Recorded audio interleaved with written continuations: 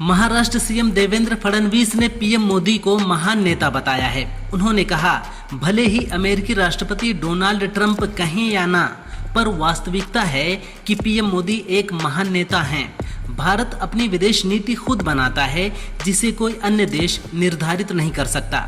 CM का ये बयान ट्रंप के उस बयान के बाद आया है जिसमें ट्रंप ने कहा था कि मैं पीएम मोदी का हमेशा दोस्त रहूंगा।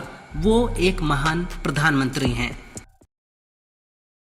वरिष्ठ पत्रकार रिक सांचेज ने ट्रंप की विदेश नीति पर सवाल उठाते हुए कहा कि उनकी नीतियों की वजह से अमेरिका अपनी रणनीतिक स्थिति खो रहा है, एशियाई देशों के गठबंधन को मजबूत कर रहा है।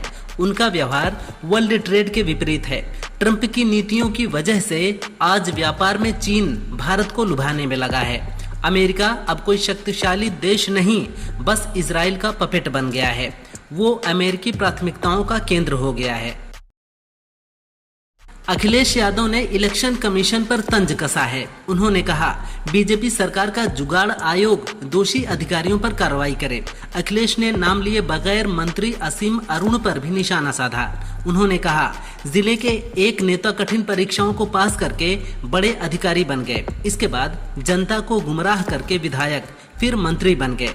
वो सपा पर वोट चोरी का आरोप लगा रहे हैं। सरकार उस समय के अफसरों पर कार्रवाई क्यों नहीं कर रही है?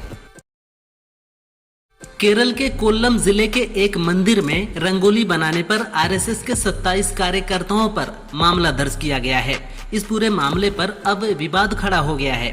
मंदिर प्रशासन ने दावा किया है कि रंगोली बनाना हाई कोर्ट के आदेश का उल्लंघन है।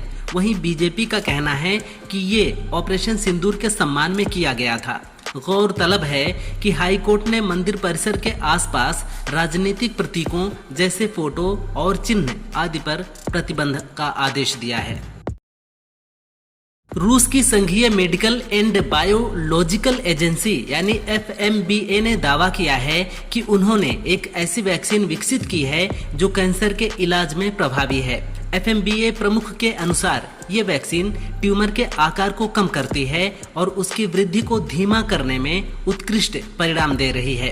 वैक्सीन ने 3 साल के सभी परीक्षणों में सफलता प्राप्त की है।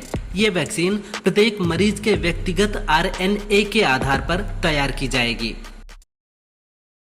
लुइसविले यूनिवर्सिटी में कंप्यूटर साइंस के प्रोफेसर रोमन याम्पोलस्की ने चेतावनी दी है कि 2030 तक AI के तेजी से विकास के चलते लगभग 99% नौकरियां खत्म हो सकती हैं। उनका कहना है कि डिजिटल और शारीरिक दोनों क्षेत्रों में AI इतना एडवांस होगा कि इंसानों को काम पर रखना महंगा होगा। कोडिंग और प्रॉम्प्ट इंजीनियरिंग जैसी प्रोफेशन भी सुरक्षित नहीं रहेंगे। इसके आगे आपका कोई प्लान भी काम नहीं करेगा। चुनाव आयोग ने 10 सितंबर को सभी राज्यों और केंद्र शासित प्रदेशों के मुख्य निर्वाचन अधिकारियों के साथ SIR की तैयारियों की समीक्षा के लिए एक बैठक बुलाई है। जानकारी के अनुसार देश के बाकी हिस्सों में SIR की प्रक्रिया 1 जनवरी 2026 से शुरू की जा सकती है। 24 जून को जारी एक आदेश में आयोग ने पूरे देश में SIR शुरू करने का फैसला लिया था। कर्नाटक के मुख्यमंत्री सिद्धारमैया के वाहन ने इस साल 7 बार ट्रैफिक नियमों का उल्लंघन किया है। इसको लेकर उनके खिलाफ मामले भी दर्ज किए गए हैं। इनमें ज्यादातर सीट बेल्ट न पहनने के कारण आए हैं। इसके लिए सिद्धारमैया पर 2500 रुपए का जुर्माना लगाया गया है।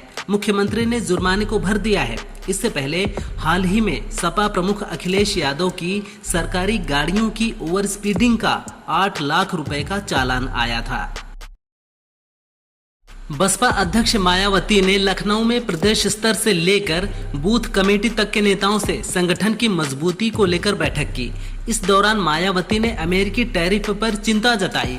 मायावती ने कहा, अमेरिकी टैरिफ को लेकर भारत और सत्ताधारी पार्टी बीजेपी को देश हित में ठोस व भारी सुधारवादी रवैया अपनाने की जरूरत है, वरना देश के विशाल बहुजनों की गरीबी, महंगाई, बेरोजगारी, अशिक्षा आदि समस्याएं और जटिल हो जाएंगी।